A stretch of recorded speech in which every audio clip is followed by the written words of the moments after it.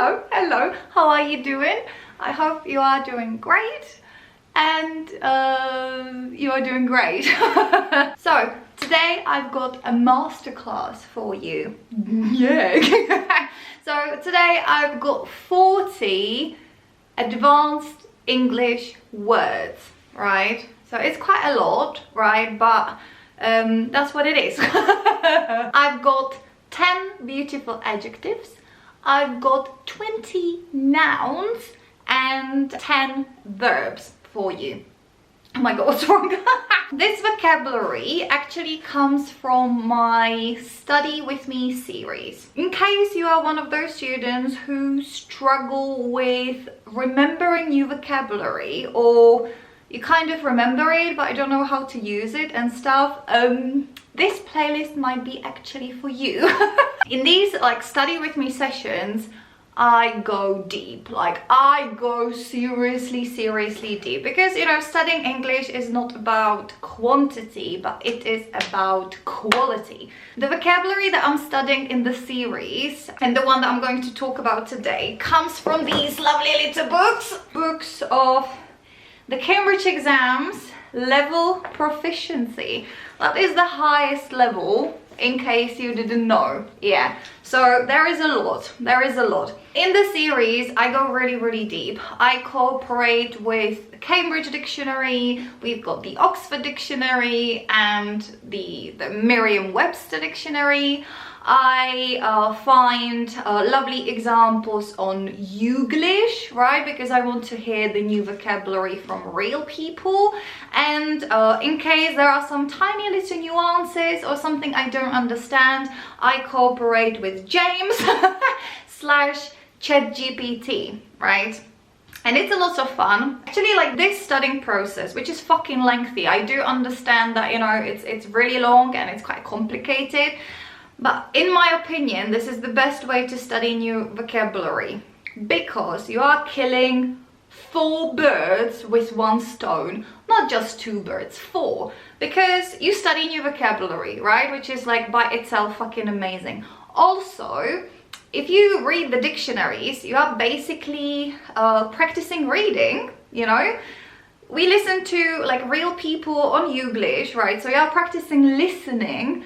And if you do what I do, which is the fact that I speak out loud and I talk to myself, and everything that comes to my mind comes out of my mouth, I practice speaking, right? So with this studying method, you're practicing like all of those aspects of learning a second language, and that's why it is so effective. But I do understand that these videos are really like, they're fucking long, fucking hell, like, you know, my studying sessions are like 1 or 2 hours, so I do understand that not everybody has time to go through it in depth. So I was thinking that, you know, now I'm gonna sit down and I'm gonna give you like a summary of all of that vocabulary I've been through so far, without any yammering, without any rambling, without any unnecessary information. I'm just gonna give you the word, the definition and the example sentence. Words are quite like juicy, there is a lot in them, you know, like their meaning is quite complicated. So if you would like to go deep in those and understand them 100%, then you can check out my videos. So let's dive in, shall we? We're gonna start with adjectives. So the first word is the word lucid. Lucid means that something is clearly expressed and easy to understand. Or if you are talking about a person, it means that the person is thinking clearly or understands things easily. So for example, the author of the prose is lucid and entertaining, or he didn't seem very lucid after the accident. Word number 2 is the word sensuous or sensuous, whatever pronunciation you prefer. So sensuous is something that pleases your senses, right? You can see the word sense in it, any senses. You can have sensuous music, you can have sensuous environment, sensuous food or whatever makes you happy and pleases your physical senses. For example, he had a very sensuous mouth. Or her flower garden is a sensuous environment.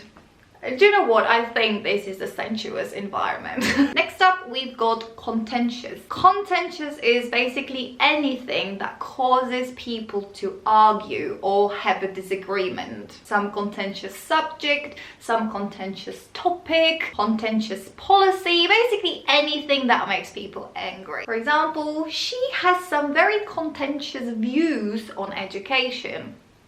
That's me. We have the word conspicuous. Conspicuous means obvious, easily noticeable, something that attracts attention.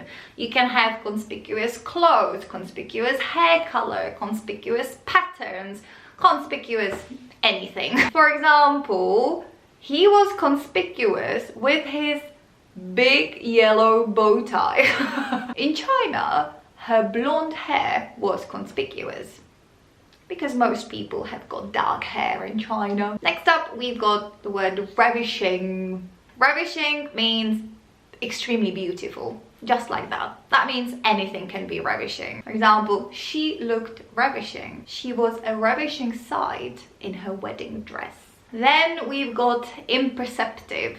Imperceptive is basically the opposite of perceptive, and if you are perceptive, it means you want to understand things deeply. If you are imperceptive, it means you are not very good at noticing things or understanding. For example, he makes polite but rather imperceptive comments. This is an empty, imperceptive, opportunistic book. Then we have a beautiful word, my favorite one, which is voracious. And voracious, it means like eager for something. Typically a lot of food. Yeah, so you can have voracious appetite or you can be a voracious eater. It means you need a lot in order to be satisfied. Or you can be a voracious student. Yeah, it means you need a lot of knowledge and you love studying. Another word is the word ostensible. Ostensible things or ostensible topics or reasons or goals are things which look a certain way. They appear to be something, but in reality, they are actually something completely different. For example, the ostensible reason for his absence was illness. But maybe he was just hungover. Or he just didn't want to go to school. That's possible. Oh my god, this is a long sentence. I'm just gonna read it. So, their ostensible goal was to clean up government corruption, but their real aim was to unseat the government. Yeah. Then we have the word punitive. Punitive. So, punitive is connected to the word punishment, right? I don't know why, but the pronunciation is completely different because we say punishment and punitive, but you know, it's English, so it's not shocking, is it? When something is punitive, it is intended as a punishment, right? Usually when we talk about money, so you can have punitive taxes, punitive charges, punitive damages, and anything. For example, there are some punitive measures for the people who drink and drive. Next up, we've got the word voluble. Voluble, which is somebody who speaks a lot with a lot of enthusiasm and a lot of energy. She was a voluble, smart interviewee. Evelyn was very voluble about the subject of women's rights. Now we are moving on to nouns. So the first word in this category is the word compendium. Compendium is a collection of pictures, photographs or anything, and usually in the form of a book, and it is the most important information you need to know about a particular subject. It's a collection of facts, or it could be like a summary of the most important information. You can have, for example, the gardener's compendium in case you want to understand gardening, you know, or the traveler's compendium with the best bits about a particular area in case you want to visit that. Then we have the word assemblage, and assemblage means a collection of anything, like collection of people, collection of animals, or collection of things. So it's quite similar to compendium, but compendium is in a form of a book, whereas assemblage is a collection of anything. So this is my assemblage of Cambridge Proficiency books. This is an assemblage of my plants. For example, tropical rainforests have the most varied assemblage of tropical plants. I'm not gonna remember this one. The mechanical device was an intricate assemblage of gears, springs and rods. Yeah. And we have the word continuum. Not my favorite one. I'm not gonna be using this one.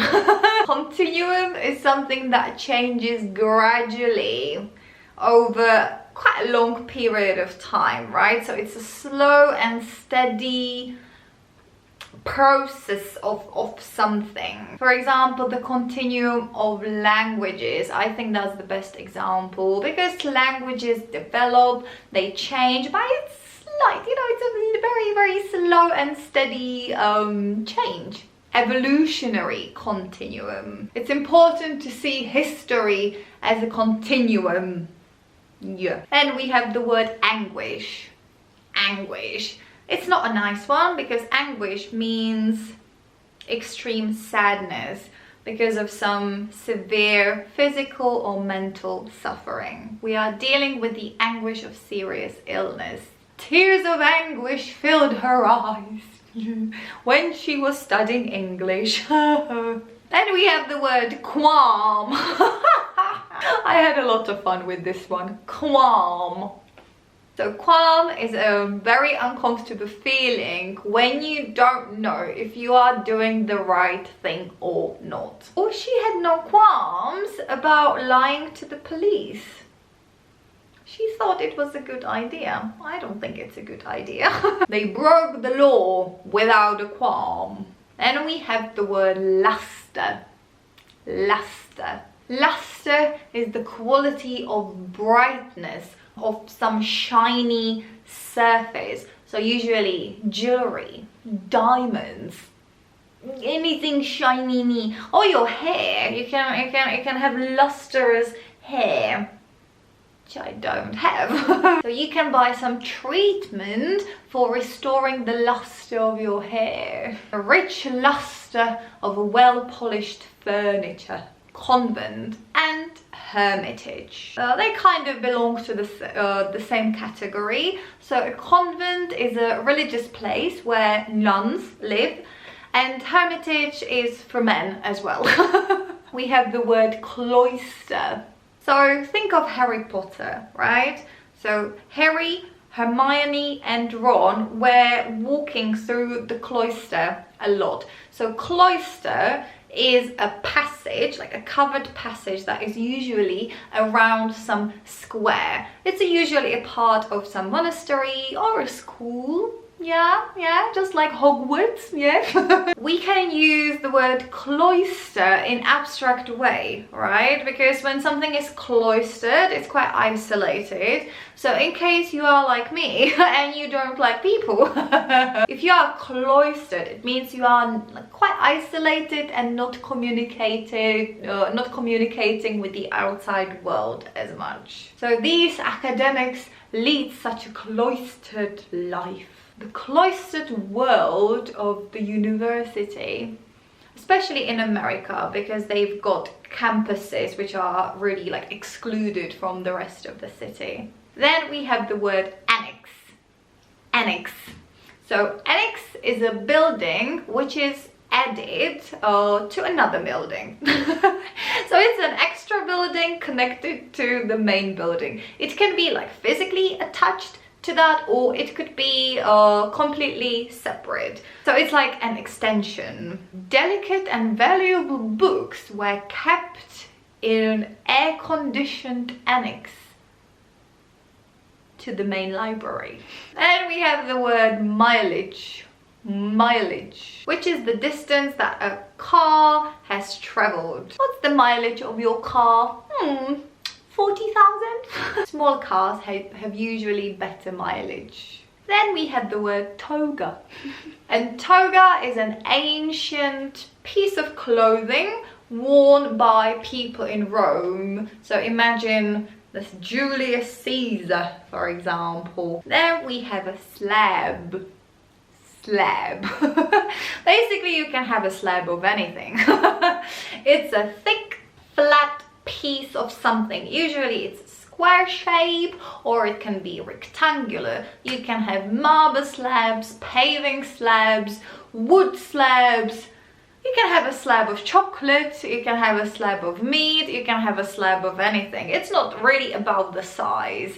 It's like slabs are everywhere. Yeah, the world is full of slabs.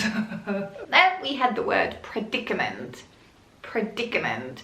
Predicament is a very difficult situation that you cannot get out of. So you can be in a financial predicament. I'm in a bit of a predicament because I've accidentally accepted 2 invitations to dinner on the same night. Because everybody wants to be my friend. Yeah, it's a massive issue, isn't it? Then we had the word conundrum. Conundrum, which is a problem that is difficult to deal with, right? So quite similar to the predicament. So predicament is the situation, it's a difficult situation, but conundrum is the actual problem that you might have and you don't know what to do, you don't know how to solve it. It's like a riddle, and it's a very challenging problem. Arranging childcare over the holidays can be a big conundrum. Then we have the word lassitude. Lassitude, which is a mental or physical tiredness or lack of energy. The lassitude of a CEO. I was overcome by lassitude. Yeah. Now we have the word rancor. Rancor. So rancor is bitterness. It's the feeling of hate and the desire to hurt people. Yeah, because you think that they have not been very fair to you, so you want to hurt them. There was a rancor in his voice. Yeah. Or they divorced with remarkably little rancor. Yeah, well, that's a good situation. Yeah. Then the word milieu. Milieu or milieu, which represents the environment that you grew up in or the environment you live in, social environment, cultural environment, basically your background. Usually we talk about the social and cultural milieu. Axiom. So axiom is some statement or some belief that people believe in that the public generally accepts as a fact. Statement or a principle that is generally accepted to be true. It is a widely held axiom that the government should not negotiate with the terrorists. The old axiom, what? The old axiom that that you can only succeed through hard work, which is true. Then we have the word concession.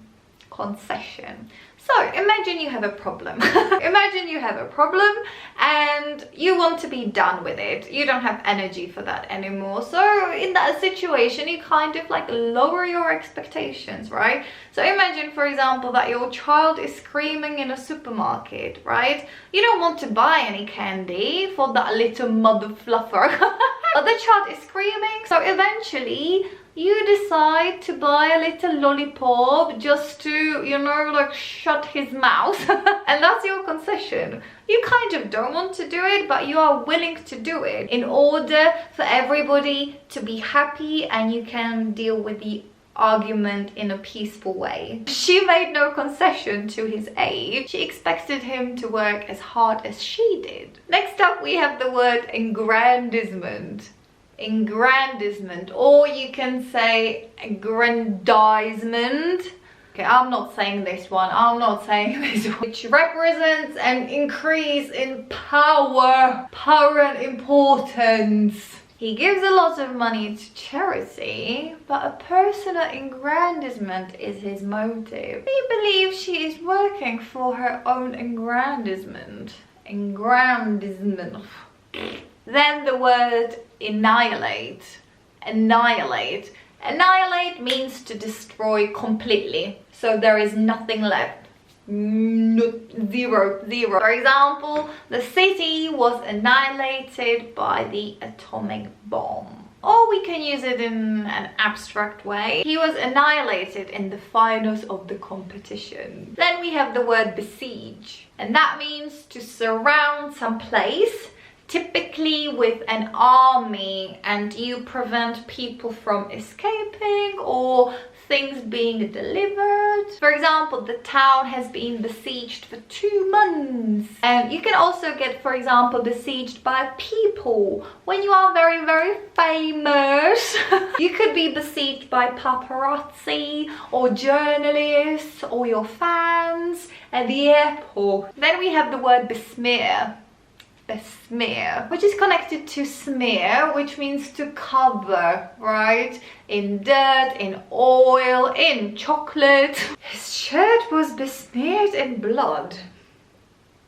Yeah, it was a fake blood. Don't worry, he's fine. We can also use it in an abstract way when you want to sully someone's reputation. The word sully is actually another word. It means to spoil something pure or someone's reputation or someone's image. It means you talk about someone in a not very nice way. His reputation, he said, had been unfairly sullied by half-truths and innuendos. The word sully essentially also means to make something dirty. Then we have the word besmirch, which has the same meaning, which means that you say bad things about someone in order to sully or besmear their reputation. We've got the word tarnish, which basically means the same thing.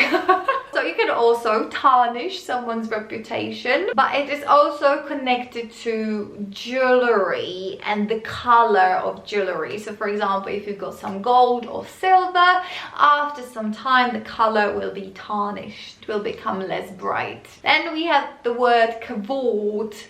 Cavort. Cavort means to dance around, to have a crazy party, to be noisy, or moving in a sexual way. They were spotted cavorting beside the swimming pool. A group of teenagers were cavorting in a park. Then we have the word encroach. To take control or possession of something, usually in a gradual way. Farmers encroached on the forest land to grow crops. Or some devices may be encroaching on your privacy, which is true. The word encroach actually connected to the sea, when the sea is going up, right? So it is encroaching on the land. So this way even people can encroach on the land or someone else's property. And the opposite of that, we may say, is the word ebb. Ebb. Like, that's not a legit word, is it? Ebb. Ebb. And ebb is the opposite. So encroaching, it means it's going that way, but ebbing, it means it is going away. And we usually use it in an abstract way, for example, about your emotions. So love is ebbing away. Your strength can be ebbing away. Your enthusiasm, I guess right now, is ebbing away because English is stupid and fucking complicated. Then we had the word debilitate, which means to make someone or something physically weak. For example, chemotherapy exhausted and debilitated him. You can debilitate the industry as well. It's usually connected to illnesses. And I believe, you know, like English is debilitating me. Then we have the word adulterate. Adulterate, which means to make drink or food weaker by adding something else. For example, some beer can be adulterated with water. Saffron is very expensive and it's often adulterated with other plants. And the last one, is it the last one? Really? I guess so. And that's the word yammer. That is something that I do all the fucking time. Because when you are yammering, you are chatting shit. It means you are speaking about something a lot, in a lengthy way. It doesn't make sense. It annoys people and they want you to shut the fuck up. She never stops yammering about the dog of hers. That's me. That's what I do. I talk about my dog in every fucking video. I just can't help it. He's my baby. He was yammering about his new job. But do you know what? Like, let him yammer. Let him yammer. Let him enjoy that. So that is that, I guess. Like, really? We managed all of them? I guess so. I guess so. That was painful, wasn't it? Like, it was really painful for me, like, not to yammer. Like, I've got a huge problem. I told you, I've got a verbal diarrhea. Yeah, I've got a problem. I guess that's that. You know, like, now I'm gonna edit that shit. And I will try my best to make it as informative as possible without any extra yammering. What is the light doing? Ah, but anyway, so if you have watched until this point, then I'm fucking proud. You're amazing. You're amazing. But to be honest, you know what? Like, forget all of that. No, I mean, those words are practical. They are definitely used, but they are definitely not necessary. So just take it easy. Do you know what I mean? Well, anyway, I'm wishing you a fantastic rest of the day, a week or weekend or whatever it is for you, and I cannot wait to see you next time. So stay happy and healthy, and I will catch you later.